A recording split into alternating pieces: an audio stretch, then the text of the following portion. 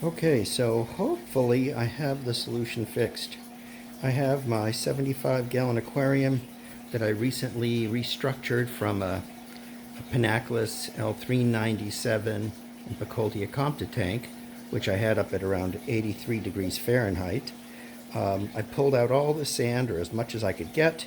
I rearranged the rocks and caves. I added some pipes and some bricks that are like pipes because they're hollow through.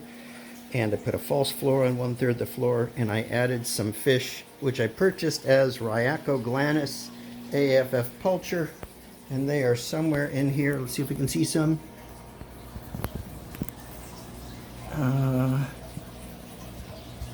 Of course we can't. Oh, there's one behind. There's always one where you can't see, huh? But there, you've seen them in other videos. You know they exist. Nope, those are all Ancestris Wob and Muster. Oh, there's one down there. He's looking right at us, but there's a smudgy glass. You can see his head though. Okay, so I bought this and I set the tank up hoping to spawn them. Now Rhyacoglanis is a hill stream torrent catfish, so they like fast-moving water, high oxygen, cool temperatures.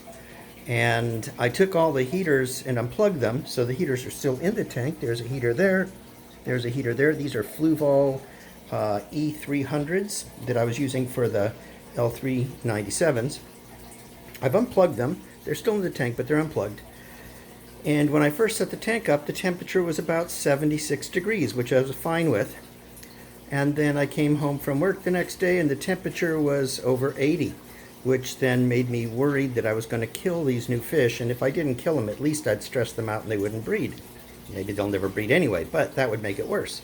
So the first solution I had was just to open the lids, which I have now closed, but I opened the lids and that brought the temperature in the daytime down to 76.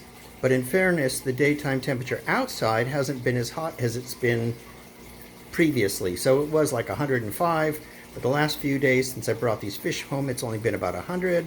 Today it was actually in the low 90s. So the tank was at a nice cheery 76 degrees, which you can't really see, but yeah, you can't really see, but it's 76 degrees. So I borrowed a chiller from a friend at work, and I went to Hobby Lobby and bought a stand. Spent more on the stand than I wanted to. I spent 50 bucks for that, and that was on their sale, but I was hoping to find something at a thrift store. Just they didn't have what I needed. I couldn't have a stand any bigger than this, so I was really constrained. I hooked up the chiller, and I hooked up some tubing to the chiller, and I connected the chiller to the power head that was already in the tank. So the chiller itself does not have a pump mechanism. So I hooked up the input to the chiller to this power head here. This is an not Aqueon, Aqua Clear 70, which is what I had in the tank already. And its outlet goes around, comes out, goes into the chiller, and then the return from the chiller just tucks back into the tank right there. There's the return. And you can see on my thermometer over there it says it's 76 in the tank. According to the chiller, the tank and the temperature of the tank is 77. I have set the thermostat to be 74. If I can bring the tank down to 74, I'll be really happy, but I don't want to get there fast.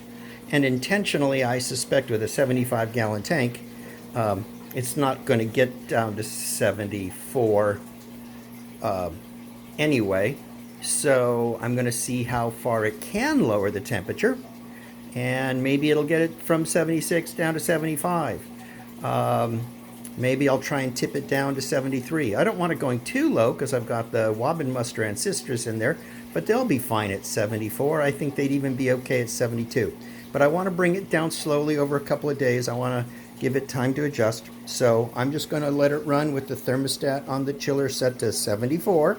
So I'm putting 74 degree water into the tank. But remember, the power head that's pushing the water has a motor that's creating heat. There's an HOB on the back that's an Aqueon 75 or whatever their biggest Aqueon HOB is.